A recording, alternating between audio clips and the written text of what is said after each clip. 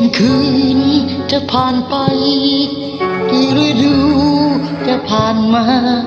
แม่ก็ยังเฝ้าคอยลูกกลับนับวันเวลาจะโตแล้วไปสร้างครอบครัวใหม่ไม่หันมาสนใจแม่เลยแม่ถนอมมีลูกหลานรักเกินรักยิ่งสิ่งใดไม่ใครทำร้ายให้ลูกเจ็บแม่ทำงานหนักให้ลูกสบายเมื่อจะโตใหญ่เป็นคนดีมีค่าของสังคมแม่ทั้งห่วงคิดถึงดวงใจลูกจ๋าแม่เรียนหาแม่บางทีแม่อยู่เงาเดียวได้เฝ้าคอยคิดว่าลูกจะมา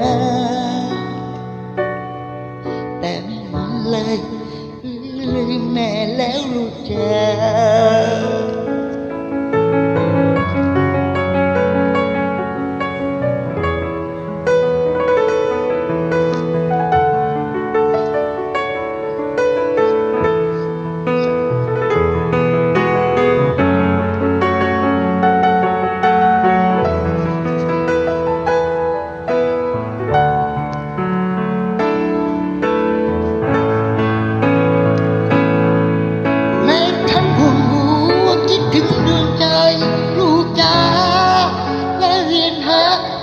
บางทีแม่อยู่เงาเดียวได้เฝ้าคอยคิดว่าแม่ลูกจะมาแต่ไม่มีเลยลืมแม่แล้วลูกจ๋าถึงอย่างนี้แม่ก็รักแม่ก็รอคงสักวันลูกอาจจะคิดถึงแม่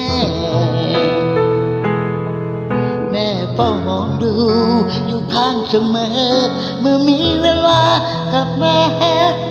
บางที